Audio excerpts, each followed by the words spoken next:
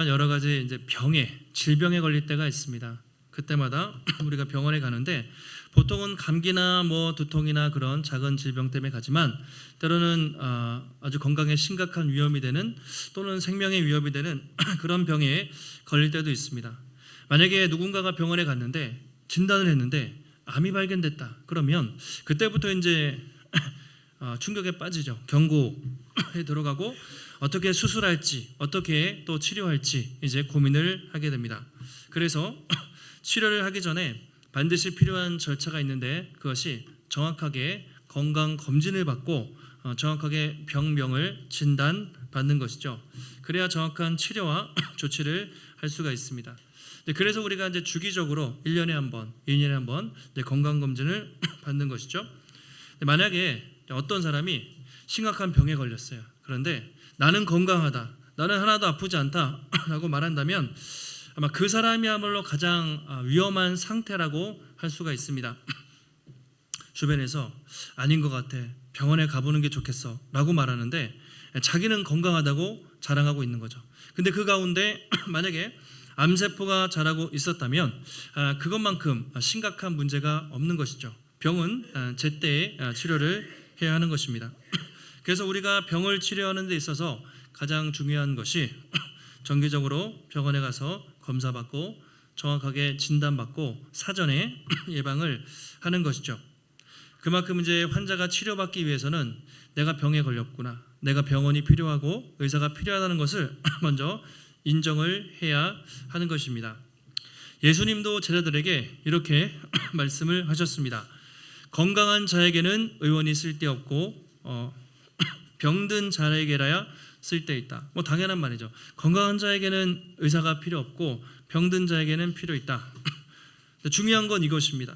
나는 의인을 부르러 온 것이 아니요 죄인을 부르러 왔노라. 이렇게 말씀하셨죠. 나는 의인을 부르러 온 것이 아니라 죄인을 부르러 왔다. 근데 문제는 뭐였냐면 사람들이 자신들이 죄인이라는 것을 인정하지 않고 다 의인이라고 착각했다라는 것이죠. 자기가 병이 없는 건강한 상태라고 착각했습니다. 그래서 예수님을 찾지 않고 거부를 했던 것입니다. 오늘 성경은 인간의 상태를 이렇게 지적합니다. 이 땅을 살아가는 모든 사람들에게는 아주 심각한 병에 걸려 있다는 것이죠. 그런데 그 병이 감기나 두통이나 근육통 같은 가벼운 병이 아니라 암세포보다 훨씬 더 심각한 병이라는 것입니다. 그것을 성경은 죄라고 말하고 있습니다. 이 죄의 바이러스, 이 죄의 세포는 너무나 심각해서 인간의 육체뿐만 아니라 인간의 영혼을 영원히 멸망시키는 그런 강력한 힘을 가지고 있다는 것이죠. 근데 문제는 무엇인가? 사람들이 자신이 그 병에 걸렸다는 것을 인정하지 않는다는 것이죠. 나는 건강해, 나는 그렇게 심각한 병에 걸려있지 않아. 자신이 시한부 인생이라는 것을 모르고 사람들은 그렇게 아무 문제 없는 것처럼 살아가고 있습니다. 그래서 오늘 바울은 이 말씀을 통해 정확히 지적하고 있습니다. 하나님을 떠난 인간이 얼마나 심각한 상태에 빠져 있는지, 얼마나 절망적인 상태에 빠져 있는지 경고를 하고 있는 것이죠. 그래서 말씀을 읽으면 이제 읽어보시면 알겠지만 마음이 무거워집니다. 앞에 16절에서 복음은 모든 믿는 자에게 구원을 주시는 하나님의 능력이라. 복음하면 좋은 소식이라고 그렇게 이야기를 하지 않습니까? 그런데 시작부터 하나님의 진노가 나타나고 안 좋은 얘기를 해요. 인간의 부정적인 이야기들을 하고 있습니다. 그럼 바울은 왜? 오늘부터 본론이거든요. 본론이 시작하면서 이렇게 어둡고 또 무거운 기분 나쁜 이야기를 할까? 그것은 사람들이 복음을 듣기 전에 자신이 어떤 상태인지 명확하게 알아야 했기 때문이죠. 마치 환자가 내가 심각한 병에 걸려 있다는 것을 인정해야만 병원을 찾고 의사를 찾는 것처럼 이 땅의 모든 사람들은 영적으로 얼마나 심각한 병에 걸려 있는지 알아야만 하나님을 찾겠죠. 그래서 초반부터 인간의 그 추악한 실상이랄까요? 죄악을 낱낱이 고발하고 있습니다. 그래서 인간에게 하나님을 떠난 인간은 더 이상 소망이 없고 반드시 은혜가 필요하다는 것이죠. 예수 그리스도를 믿고 돌아오는 길만이 죽음에서 구원받을 수 있는 유일한 길이라고 그렇게 말하고 있습니다.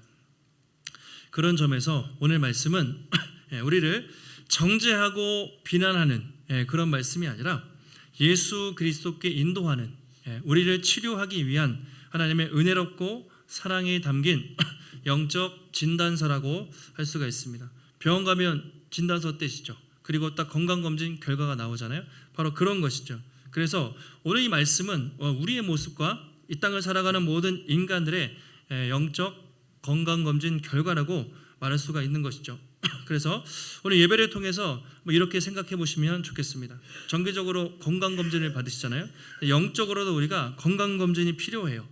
내 상태가 어떤지, 또 내가 어떻게 살아가야 하는지, 그런 것들이 필요한 것이죠.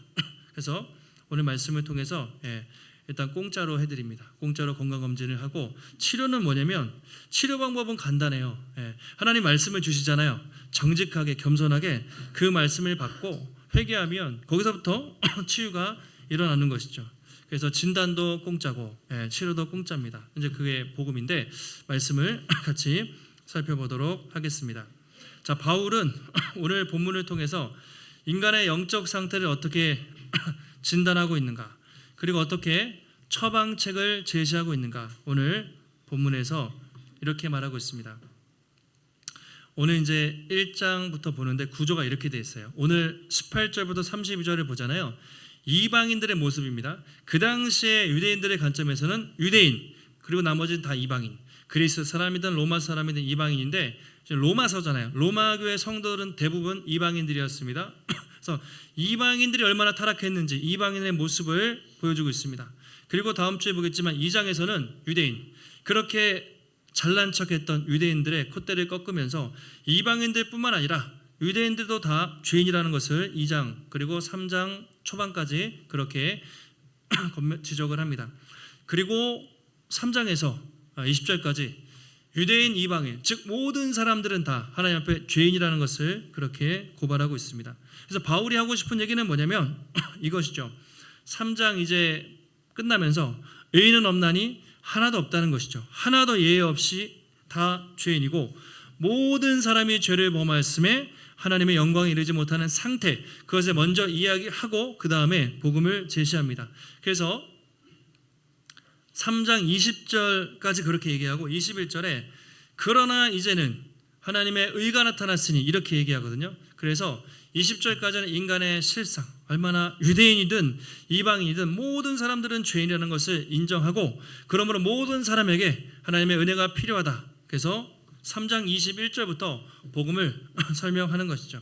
그래서 오늘 말씀은 일종의 빌드업이라고 생각하면 돼요. 복음이 왜 필요한지 알아야 복음을 필요함을 느낄 거 아니에요. 정말 내가 복음이 필요하고 내 상태가 이렇게 절망적이구나라는 것을 인식해야만 복음을 붙잡기 때문에 그 복음을 설명하기 전에 바울이 먼저 인간의 상태를 보여주고 있습니다.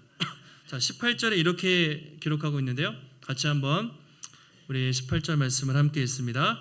하나님의 진노가 불의로 진리를 막는 사람들의 모든 경건하지 않음과 불의에 대하여 하늘로부터 나타나라니. 처음에 뭐라고 시작하죠? 하나님의 진노가 그랬습니다. 하나님의 진노가 나타나고 있대요. 처음부터 기분이 안 좋죠. 하나님의 진노가 나타나고 있다. 우리는 사랑의 하나님을 좋아합니다. 하나님은 사랑이시라. 그래서 현대 기독교, 현대 교회에서는 하나님의 사랑을 많이 강조하죠. 근데 하나님은 진노하시는 분이에요. 하나님은 공의로운 분이시기도 합니다. 사랑의 하나님이시기도 하고. 근데 요즘 사람들은 하나님의 사랑만 많이 좋아해요. 그래서 하나님의 사랑만 붙잡지만 성경은 객관적으로 볼 때 하나님의 진노가 나타나고 있다라고 말하고 있습니다. 나타나고 있나니 이 시제가 현재형입니다. 현재 진행형으로, 현재 하나님은 어떤 상태냐면 온 세상을 향해 강력하게 진노하고 있는 상태예요. 그게 하나님의 현재의 모습이라고 말하고 있습니다. 그러면 왜 진노하고 계실까? 왜 하나님은 그렇게 진노하고 계실까? 그리고 누구에 대해서, 어떤 사람에 대해서 진노하고 계신가? 그것을 아는 것이 중요하죠. 먼저 하나님의 진노. 여러분 언제 화가 나세요? 언제 화를 내세요? 화날 때 화 한 번도 안 내세요? 화 많이 나시죠? 집에서 세상에 막 나라와 여러 가지 대한민국의 어떤 행해진 일들과 막 그런 것들을 보면서 막 불의에 막 항거하고 막 그렇게 화가 나십니까? 보통은 그렇지 않죠. 그냥 내 자존심 누가 건드리면, 그렇죠? 내 기분이 상하면, 누가 나를 공격하면, 누가 나를 무시한다고 생각하면 화내죠. 인간의 분노는 되게 자기중심적이고 감정적으로 화를 내요. 근데 하나님의 진노, 하나님의 분노는 전혀 그런 것이 아니고요. 그런 감정적인 화가 아니라 거룩한 분노라고 말합니다. 악에 대해서, 죄악을 차마 눈뜨고 볼 수 없는 하나님의 공의로운 분노가 거룩한 진노. 그래서 하나님은 이 타락한 세상을 보면서 어쩔 수 없이 진노가 나타나고 있는 것이죠. 하나님의 진노가 쏟아지고 있는데 누구를 향해서, 무엇을 향해서 하나님이 진노하고 계신가? 두 가지. 아까 18절 하반절에 보시면 이렇게 되어 있어요. 모든 경건하지 않음과 불의에 대해서, 이 두 가지에 대해서 하나님이 진노하신다. 경건하지 않음, 불경건이라고 말할 수 있는데, 이게 뭐냐면 하나님과 인간의 관계를 말합니다. 하나님과 인간의 관계가 깨진 거예요. 수직적인 관계가 깨지면서 인간이 타락했습니다. 이것을 불경건, 경건하지 않음이라고 말하고요. 불이라는 것은 인간과 인간의 관계가 깨진 것입니다. 수평적인 관계가 깨진 거예요. 이웃과 이웃의 관계. 근데 이것은 경건하지 않음과 연결이 되어 있습니다. 하나님과의 관계가 깨지면서 인간은 타락하게 됐고, 그 다음부터 인간과 인간의 관계가 다 깨지기 시작했습니다. 그래서 하나님의 진노가 경건하지 않음과 불의에 대해서 하나님이 진노하고 계시다라고 그렇게 말하고 있습니다. 그러면 하나님은 왜 진노하실까? 그 사랑의 하나님이 왜 진노하고 계시는가? 19절 성경을 보시면 하나님을 알만한 것이 그들 속에 있습니다. 그들 속에 보임이라 이렇게 말했어요. 하나님을 알만한 것이 무엇일까요? 여기서 하나님을 알만한 것, 하나님이 인간의 마음속에 심어두신 형상이 있습니다. 그걸 우리가 양심이라고 말합니다. 양심. 하나님 인간을 창조하실 때 그 마음속에 양심을 새겨두셨어요. 믿지 않는 모든 사람에게도 양심이 있습니다. 그래서 그 양심을 통해 하나님을 알도록 하나님이 만들어 놓으신 거죠. 또 한 가지, 하나님은 자연을 통해서, 우주 만물을 통해서 자신을 나타내 보이셨습니다. 20절인데요. 같이 한번 우리 20절 말씀을 함께 읽습니다. 창세로부터 그의 보이지 아니하는 것들, 곧 그의 영원하신 능력과 신성이 그가 만드신 만물에 분명히 보여 알려졌나니 그러므로 그들이 핑계하지 못할지니라. 아멘. 하나님이 어떻게 해요? 자연을 통해서, 우주 만물을 통해서 자신을 나타내셨다. 그걸 우리가 자연 계시라고 말합니다. 계시는 하나님이 어떤 분이신지 나타내다, 보여주시다. 그래서 자연을 통해 하나님이 나타내셨다는 거죠. 그래서 아무도 핑계할 수 없다라는 것이죠. 우주 만물을 통해 하나님이 어떤 분인지 눈에 보이도록 온 세상에 나타내셨기 때문에 사람들이 핑계할 수 없다. 핑계하지 못한다는 건 법정 용어인데요. 변명하지 못한다 이런 뜻이거든요. 그러니까 우리는 죽으면 다 일단 예수 믿든 안 믿든 하늘 법정에 설 거예요. 심판대 앞에 설 것인데, 그때 하나님, 저는 하나님을 모릅니다라고 핑계할 수가 없다는 거예요. 천국 법정에서. 왜냐하면 하나님이 온 우주 만물에 당신이 어떤 존재인지 다 새겨 놓으셨기 때문에 이 우주 만물을 보고 나는 하나님을 몰랐다고 그 마지막에 핑계할 수 없다라는 것이죠. 그래서 우리는 자연을 통해서, 자연을 보면서 하나님의 자세히 알 수는 없습니다. 구원에 아는 지식까지는 못 나가지만 최소한 하나님의 존재, 하나님이 존재한다는 것을 부정할 수 없을 만큼 자신을 온 우주 만물에 새겨 놓으셨다라고 그렇게 말하고 있습니다. 근데 문제는 무엇인가? 그럼에도 불구하고 사람들이 그 하나님을 인정하지 않는다는 것이죠. 온 우주 만물에 하늘의 별과 해와 달과 모든 것에 자신의 존재를 새겨 놓으셨어요. 그런데 사람들은 그것을 스스로 생겼다, 빅뱅 또는 진화론이라고 하면서 끝까지 하나님의 존재를 인간들이 거부하고 있습니다. 결국 빅뱅도 진화론도 증명할 수는 없기 때문에, 물론 창조론도 증명 못합니다. 일종의 다 신앙이죠. 다 믿음이에요. 진화론도 믿음이고 창조론도 믿음인데, 진화론이나 빅뱅이라는 것은 결국 우연히 생겼다고 말하는 것이잖아요. 네, 우연히. 근데 어떻게 이 모든 것들이 우연히 생길 수 있는가? 오늘 아침에 제가 이제 교회 오면서 CBS 라디오를 듣다가 어떤 수학 교수님이었어요. 근데 CBS 이제 기자가 인터뷰하는데 수학의 확률의 관점으로 바라본 진화론 또 창조론 이렇게 이제 하다가 제가 딱 켰을 때 이런 얘기가 나왔어요. 자기가 수학자인데 뭐 몇백만 년 전에 또는 45억 년 전에 또는 6천 년 전에 지구가 창조되고 막 여러 가지 학설이 있거든요. 근데 수학자로서 확실히 말할 수 있는 것은 생명이 우연히 탄생한다는 것은 수학적 확률로 거의 제로에 가깝다. 이건 자기가 제로라고 수학자로서 과학자로서 확실하게 말할 수 있다. 이렇게 얘기했습니다. 그러니까 생명이 우연히 탄생한다는 것은 확률로 계산할 수가 없어요. 과학자가 이렇게 이야기하는 것이죠. 그런데 그 무기물에서 작은 생명도 그냥 탄생하는 것이 거의 제로에 가까운데 하늘의 해와 달과 별과 우주와 만물과 자전과 공전과 우리 중력과 만류인력의 법칙, 수많은 이 모든 것들이 조화롭게 가는 것은 거의 불가능한 거죠. 하나의 생명도 그냥 탄생하는 것은 불가능한데 이 모든 것들이 스스로 있다. 심지어 인간의 몸이 되게 신비하다고 하잖아요. 지금도 의사들이 인간의 몸을 이렇게 보면 다 알 수 없을 정도로 이 DNA 또 신경 조직 이런 것들이 다 분석하기 힘들 정도로 인간의 신체 자체가 엄청나게 놀라운 것인데 그 모든 것들이 그냥 뻥 하고 우연히 생겼다? 그것만큼 미신적인 게 사실 없는 것이죠.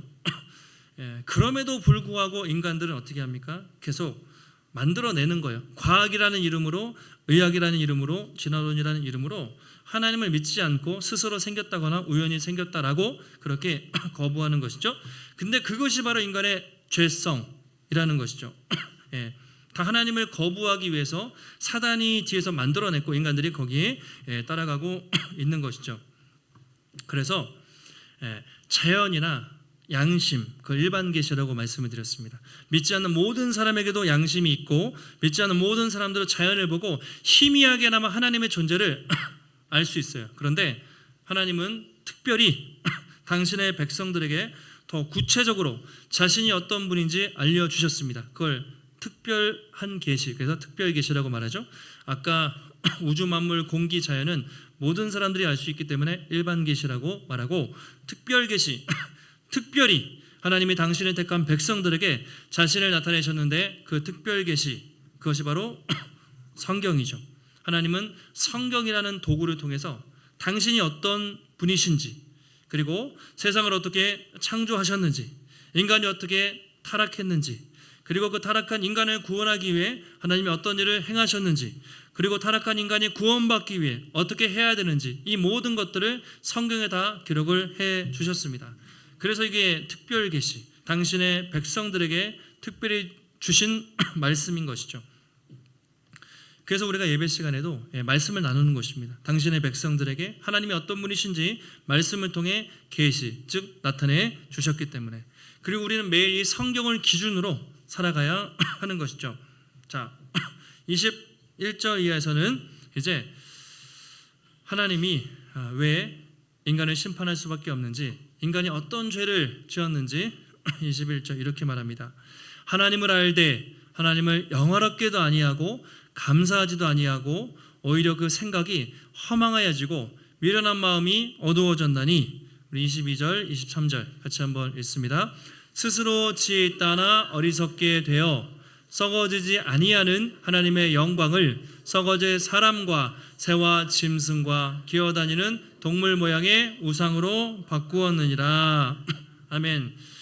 아까 다시 21절을 보여주시면 하나님을 알되, 왜냐하면 하나님을 알만한 것들이 세상에 있거든요. 양심을 주셨잖아요.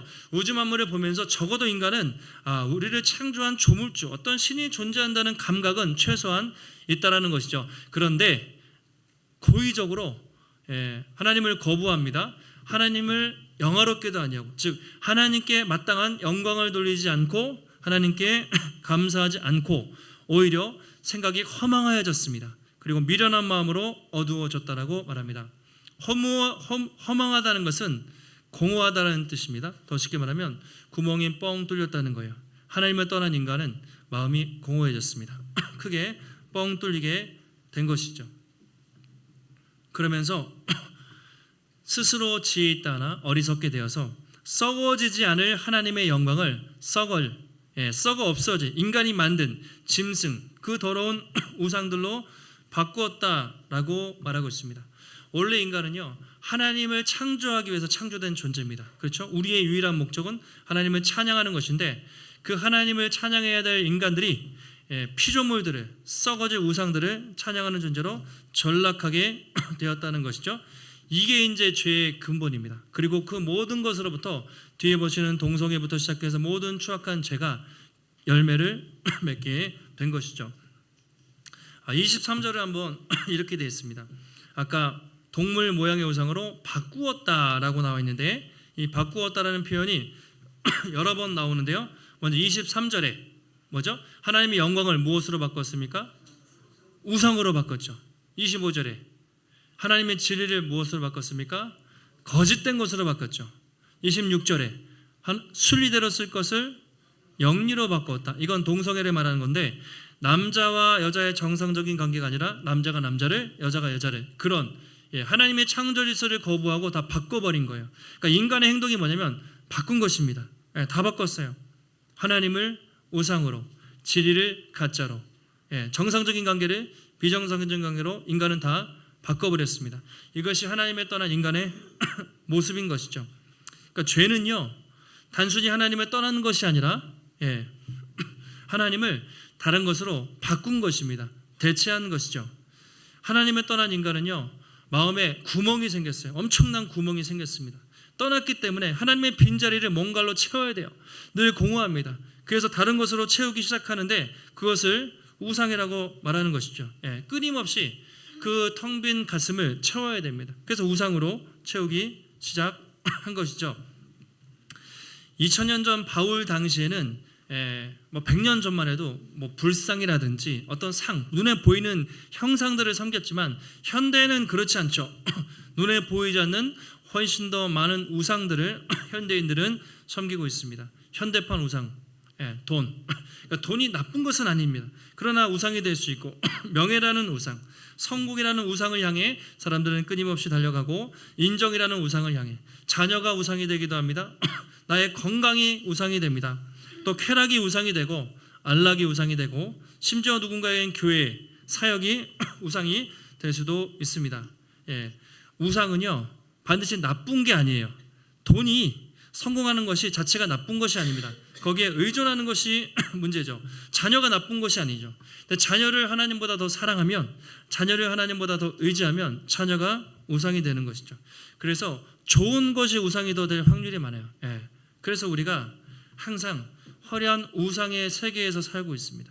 눈을 뜨면 TV를 켜고, 또 SNS를 하고, 유튜브를 켜면 수많은 우상들이 우리 앞에 펼쳐져 있는 것이죠. 날마다 하나님으로 채우지 않으면 우리의 마음도 우상에 늘 빼앗길 수가 있는 것이죠. 그렇게 해서 24절부터는 이제 하나님을 떠난 인간의 죄의 실상에 대해서 얼마나 추악하게 타락했는지를 24절 이하에서 보여주고 있습니다. 먼저 도덕적 타락이 왔어요. 그러므로 하나님께서 그들의 마음을 정욕대로 더러움에 내버려 두사 그들의 몸을 서로 욕되게 하셨다. 하나님을 떠난 인간, 하나님이 어떻게 하셨습니까? 마음의 정욕대로 더러움에 내버려 두사, 이렇게 얘기하죠. 내버려 두사, 포기하다, 방치하다, 이런 뜻인데요. 다른 성경에서 법정에 재판에 넘기다, 또는 사단에게 팔아버리다, 또 노예로 팔다, 그런 의미가 있어요. 하나님이 인간들을 내버리셨대요.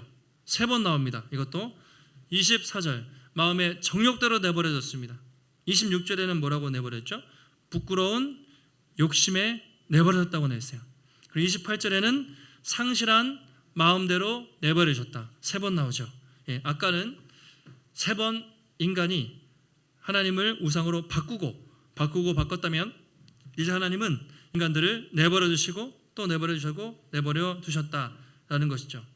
내버려 두셨다, 이게 별로 대수롭지 않게 생각할 수 있지만, 내버려 두셨다는 건 하나님의 심판이에요. 하나님의 일종의 심판입니다. 하나님은 계속해서 당신을 거부하는 인간들을 향해서 이렇게 말씀하시는 거죠. 그래, 너희들이 나를 떠나서 나를 섬기지 않고 오히려 썩어질 우상을 섬기며 그렇게 살아간다면 한번 나도 너희들을 그냥 내버려 두겠다. 너희들 맘대로 살아봐라. 어떻게 너희들이 살아갈 수 있는지 내버려 두겠다. 이걸 우리가 신학적으로 유기하다. 너희들 멋대로 죄를 먹고 마시면서 그렇게 살아가게 되는 거죠.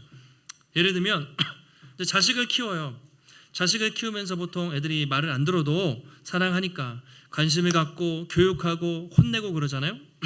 근데 사춘기가 됐어요. 예를 들어서 너무너무 말을 안 들어요. 그래도 혼내고 그러는데 얘가 만약에 집을 나갔어요. 쾅 하고 나갔는데 12시가 됐는데 안 들어와요. 딸내미가. 그럼 어떻게 해요? 보통 부모님은 어떻게 하겠습니까? 뭐 신고를 하든지 전화를 하든지 찾아 나갈 거 아니에요. 그런데 그 부모가 연락을 안 해요. 나갔는데 하루가 돼도 이틀에도 일주일에도 연락을 안 해요. 네가 호적에서 파버리겠다. 진짜 너는 버린 자식이야. 그거 유기잖아요. 만약에 부모가 자식에 대해서 그렇게 하면 그거는 부모가 자식에게 행할 수 있는 가장 큰 형벌인 것이죠. 관심 없이 그냥 버리는 거. 요즘 사람들이 강아지, 고양이 많이 키우니까 반려견, 반려묘 많이 키웁니다. 집에서 막 애지중지하고 얼마나 그렇게 잘 이쁘게 키워요. 근데 어떤 사람들이 가끔 키우다가 버리잖아요. 못 키워서 뭐 동물보호센터에 갖다 주기도 하지만 그냥 고양이를 버린다. 그냥 강아지를 버려. 유기견이 됐어요. 유기묘가 됐어요. 주로 고양이들이 많죠. 그럼 얘네들은 어떻게 됩니까? 그냥 도둑고양이가 되거나 그냥 막 쓰레기통 뒤지고 다니는 거잖아요. 유기묘. 원래 주인이 그렇게 애지중지에 깨끗한 고양이가 주인에게 버림당하면 그냥 쓰레기통 뒤지는 그런 더러운 고양이로 전락하는 거잖아요. 주인에게 버림받은 것은 그만큼 비참한 것입니다. 마찬가지로 하나님은 자신을 떠난 인간들에게 이렇게 말해요. 더 이상 관심 없다. 버려라. 버리는 거죠. 그래서 죄를 먹고 마시고 더러운 세상에서 너희들이 얼마나 잘 먹고 잘 사는지 살아봐라. 이렇게 하나님 말씀하시는데 그것이 하나님의 심판 진노라고 그렇게 말하고 있습니다. 26절에도 이렇게 말하죠. 하나님이 인간을 떠난 결과 그들을 부끄러운 욕심에 역시 내버려 주셨습니다.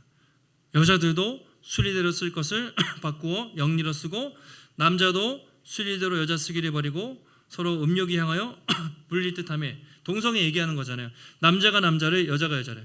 이건 거의 이제 짐승의 모습까지도 전락한 것이죠. 사실. 그러니까 그 당시 바울 당시에 2000년 전에 로마 시대에 동성애자가 그렇게 많았다고 하죠. 그 로마가 망한 중요한 이유 중에 하나가 성적 타락이었습니다. 이 구절은 구약 성경에도 있고 신약 성경에서도 동성애를 금지하는 대표적인 구절이죠. 분명히 성경은 동성애가 죄라고 그렇게 말하고 있고 지금도 가장 중요한 이슈잖아요. 사실은 뜨거운 이슈 중에 하나가 동성애 문제인데 그만큼 원래는 하나님이 그런 것이 아니에요. 남자와 여자 정상적인 관계로 만드셨지만 하나님이 인간이 하나님을 떠난 결과 타락했고 그냥 부끄러운 욕심에 내버려둔 상태가 돼서 남자가 남자를 여자가 여자를 그런 동성애가 판을 치는 세상이 되었다라고 그렇게 말하고 있습니다. 그리고 28절에 사회 윤리적 타락이 또 왔습니다. 그들이 마음에 하나님 두기를 싫어하며 하나님이 그들을 어떻게 하셨습니까? 상실한 마음대로 내버려둔 거죠. 마음에 하나님 두기 싫어하니까 그 상실한 마음대로 내버려두사 합당하지 못한 일을 했습니다. 그때부터 이제 여러 가지 범죄한 모습들이 나타나요. 자, 29절부터 저에게 띄워주셨는데, 잘 띄워주셨는데 21가지 범죄거든요. 불의, 추악, 탐욕, 악의, 살인, 분쟁, 시기, 악독, 수군수군, 비방 등등등 교만, 자랑, 악을 도모하고 부모 거역하고 무정하고 무자비하고 막 이런 죄의 목록들이 있습니다. 21가지 세보니까 21가지예요. 읽기만 해도 참 죄가 많죠. 그런데 문제는 이게 인간의 모든 죄를 다 쓴 게 아니라는 거예요. 아마 인간의 죄의 목록을 쓰면 100가지 이상을 쓸 수 있었겠죠. 바울이 대표적으로 그 당시에 있었던 죄의 목록을 몇 개만 쓴 것입니다. 여러분 저 화면을 보시면 솔직하게 나는 이 중에 지난 일주일 동안 이 중에 하나도 죄 짓지 않았다. 하나도 나는 걸릴 게 없습니다. 나는 떳떳하다. 혹시 그런 분 계신가요? 나는 그런 행동도 한 적 없고 마음속으로도 조금이라도 시기하거나 분쟁하거나 미워하거나 그런 적 한 번도 없다. 예. 계신가요? 그런 분 계시면 하산하셔도 됩니다. 교회 안 나오셔도 돼요. 정말 그런 분이 계시다. 저도 그렇지 못하고 우리는 다 21가지에 걸려요. 뭔가 어디 한 가지 몇 가지는 아마 걸릴 겁니다. 아마 저 목록 앞에서 누구도 나는 정말 의롭습니다, 나는 정말 철저히 깨끗합니다, 나는 정말 티끌 하나 없습니다라고 말할 수 있는 사람은 아무도 없을 거예요. 그러니까 바울은 이렇게 복음을 제시하기 전에 인간의 상태가 얼마나 썩어 문드러졌는지를 저 모습을 통해서 보여주고 있습니다. 그리고 우리는 저 모습을 보면서 겸손하게 우리 모두는 죄인입니다 라고 고백할 수밖에 없는 것이죠. 32절 바울이 이렇게 말합니다. 같이 한번 32절 읽겠습니다. 그들이 이 같은 일을 행하는 자는 사형에 행한다고 하나님께서 정하심을 알고도 자기들만 행할 뿐 아니라 또한 그런 일을 행하는 자들을 옳다 하느니라. 인간의 죄가 뭐냐면요, 알아요. 적어도 예수 믿지 않는 사람들 그 마음 깊은 곳에 내가 이렇게 살면 안 되는데 뭐 그런 감각 정도는 있을 겁니다. 근데 이 같은 일을 행하는 자는 사형에 해당한다고 정하심을 알아요. 교회 안 다니는 사람도 희미하게나마 알 것입니다. 근데 문제는 자기들만 그런 일을 행할 뿐만 아니라 죄를 짓는 사람들, 당신도 옳습니다, 같이 죄를 짓고 합리화하면서 살아가는 것이죠. 어떻게든 외면하거나 또는 죄를 합리화하면서 하나님을 거부하고 살아가는 것이 인간의 실상이라는 것이죠. 자기가 그렇게 죽을 병에 걸려 있으면서도 나는 건강해 그렇게 착각하고 함께 죽음을 향해 달려가고 있다는 것이죠. 여러분, 오늘 바울은 편지의 시작부터 복음을 얘기해야 되는데 하나님의 진노가 하면서 막 인간의 모습들을 막 그렇게 나타내요. 왜 그랬습니까? 그만큼 인간이 심각한 병에 걸려 있고 인간에게 하나님 없이는 소망이 없다는 것을 보여주기 위해서죠. 이 영적 건강 검진의 결과 어떤 판정을 받았습니까? 저와 여러분은 암세포보다 더 강력한 온몸에, 여러분 암세포가 뼈에 전이되어 있다고 생각해 보세요. 난리가 나죠. 그러면 정말 항암도 하기 힘들고 정말 어려운 상황이잖아요. 마찬가지로 인간의 영적 상태는 하나님을 떠난 인간은 시한부 인생 판결받은 그런 상태라고 그렇게 말하고 있습니다. 그래서 우리 모두에게는 의사가 필요한 것이죠. 그래서 우리 모두에게는 복음이 필요한 것입니다. 복음이 무엇인가? 앞으로 로마서에서 계속 이야기하겠지만 하나님이 이렇게 타락한 인간들을 위해서 어떤 일을 행하셨다라는 것이 바로 복음입니다. 하나님이 무슨 일을 행하셨습니까? 모든 사람이 죄를 범하였음에 하나님의 영광에 이르지 못하더니 그리스도 예수 안에 있는 구원으로 말미암아 하나님의 은혜로 값없이 의롭다 하심을 얻은 자 되었느니라. 하나님이 자기 아들을 아끼지 않으시고 우리를 대신해서 십자가에 내어 주셨다. 이것이 복음이죠. 하나님은 죄에 빠진 소망 없는 인간들을 구원하기 위해서 자기 아들을 아끼지 않으셨습니다. 그리고 그 아들을 십자가에 내어 주신 거죠. 예수님은 우리가 받아야 될 그 진노를 십자가에서 대신 받으시고 우리를 그 죽음과 사망에서 건져내셨습니다. 그리고 누구든지 그를 믿는 자에게 값없이 구원과 영원한 생명을 주셨습니다. 할렐루야. 이게 복음이죠. 이것이 바로 온 세상의 가장 기쁜 소식이라고 말하고 있습니다.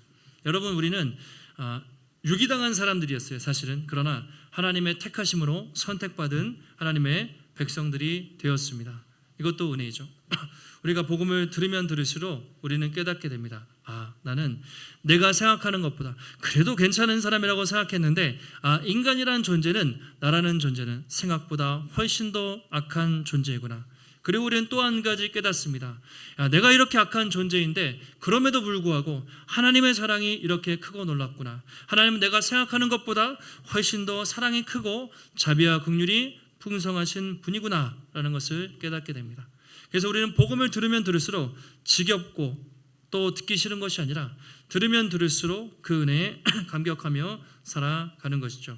한 주간도 세상을 살아가실 때 예수님께서 죄 가운데 심각한 병에 걸려 있던 소망 없는 우리를 당신의 십자가의 죽으심과 부활로 우리를 건지시고 영원한 생명을 주신 또 그 은혜에 감사하며 지금도 우리 주변에 그 복음을 모르고 살아가는 또 사람들에게 생명의 복음, 그리스도의 사랑을 증거하며 살아가시는 귀한 성도님들이 되시기를 예수님의 이름으로 축원합니다. 하나님, 오늘도 우리에게 거룩한 주일 허락하시고 로마서를 통해 하나님의 귀한 말씀 다시 한번 깨닫게 하시니 감사를 드립니다. 사람은 보통 내가 그렇게 심각한 병에 걸리지 않았다고 생각하고 하나님이 양심을 통해 자연을 통해 우주 만물을 통해 당신을 나타내 보이셨음에도 불구하고 어떻게 하든지 하나님을 부정하고 부인하며 살려고 합니다. 과거에 우리도 한때 그런 존재들이었으나 하나님의 사랑과 긍휼하심으로 말미암아 수많은 사람들 중에서 우리를 택하여 불러주시고 값없이 의롭다 하신 주님의 그 은혜를 기억하며 하나님, 우리의 삶이 썩어질 우상을 섬기며 살지 않고 날마다 영원히 찬양받기에 합당하신 하나님만 섬기며 주님만 섬기며 살아갈 수 있는 우리 모두가 될 수 있도록 붙잡아 주시옵소서. 아울러 우리 주변에 예수님을 모르고 복음을 모르고 살아가는 많은 사람들에게 이 귀한 생명의 복음, 은혜의 복음을 증거하며 살아갈 수 있는 복음의 증인들 되게 하여 주시옵소서. 오늘도 주님의 전에 나올 때 하나님, 우리의 마음과 정성을 다해 귀한 예물을 드렸습니다. 하나님, 드려진 모든 손길들마다 하나님 축복하여 주시고 하나님 함께하여 주시고 우리 인생의 모든 것 주님의 것입니다. 주님 나라 위에 기쁨으로 드릴 때 부족함 없이 풍성하게 채워주시고 공급하시는 하나님의 은혜의 손길을 날마다 경험할 수 있도록 하나님 은혜를 베풀어 주시옵소서.